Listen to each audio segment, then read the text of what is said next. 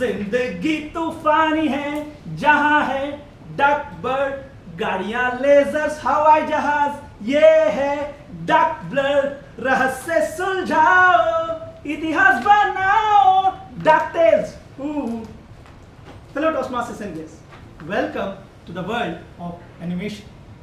You humans have come a long way from the Paleolithic age when we attempted the motion picture on cave walls to the 3D world of animation.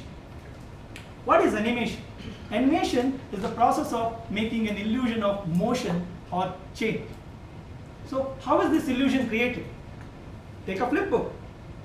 Flip book, patented as kineograph by James John Millett in 1868, consists of a series of pages consisting of image, single image. Page to page, the position of image varies slightly. Then when these pages are turned rapidly, it will produce an animation because of our persistence of vision. Using similar principle, first traditional 2D movies were made. So then animators drew all the images on various sheets with similar principles of slightly varying the motion of the character with detailed background using their imagination. Then it was shot using a camera to made into a reel and project into a film. But if you see a traditional animation character like Mickey Mouse, it had 3 fingers and a thumb. Why? Because in those days 24 drawings or frames were required to make 1 second of animation. Now we can do the math, like how many drawings or frames would have been required to make 20 minutes of animation. Also, hands were often the difficult part of a character to animate. So dropping a finger made huge difference. But then they wore gloves too. Why? Because when you wore gloves, the characters could be drawn, the hands of the character, with round edges than angular edges. So when you draw that picture again and again, drawing round edges is more efficient. That's about how the characters were getting created. But they had to make sure that those characters made us laugh. How did they ensure that? So studios like Metro-Goldwyn-Mayer or MGM and Warner Brothers came up with a set of consistent laws which were part of a system called cartoon physics. You can find that published in 1980 as O'Donnell's Laws of Cartoon Motion. You can also find it in the IEEE journal in 1994. Few examples of this. If you had seen Tom and Jerry, Tom, whenever he goes on air and doesn't drop, whenever he looks down, then only he drops. Why? Because of the law that a body suspended in motion continue to remain in motion unless it is made aware of its situation. Also, Tom gets flattened when run over by a piano, but he quickly regains his shape. How? Because of the law that any violent rearrangement of matter related to feline matter, that is cat family matter, is impermanent. And tiny characters, when kicked, reach escape velocity and fly into space. Why? Because all effects of gravity are negated by fear.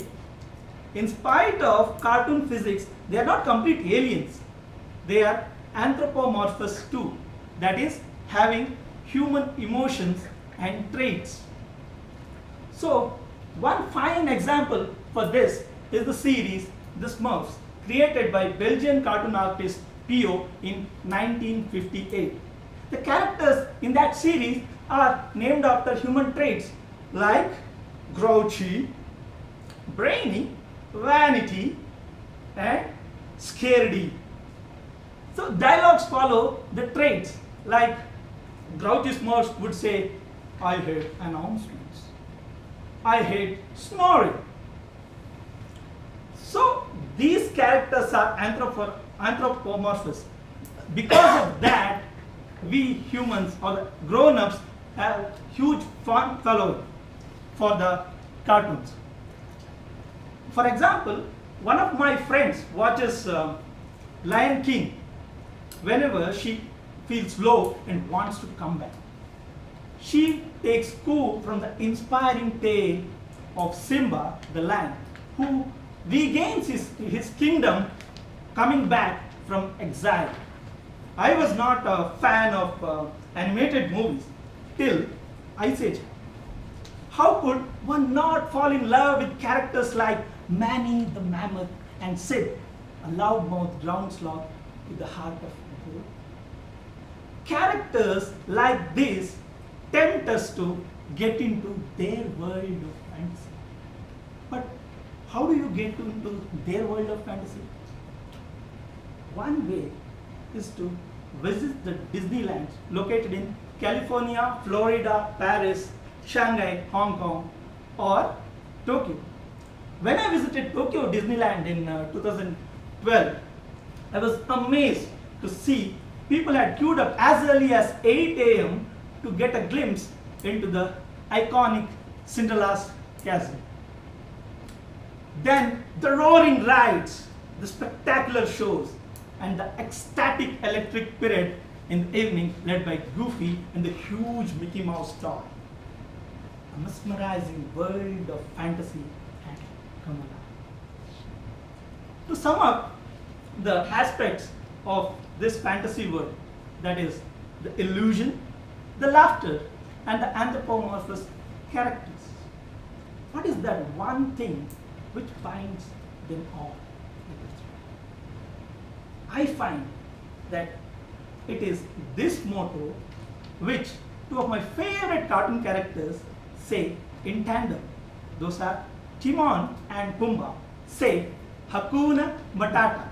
Don't worry, be happy.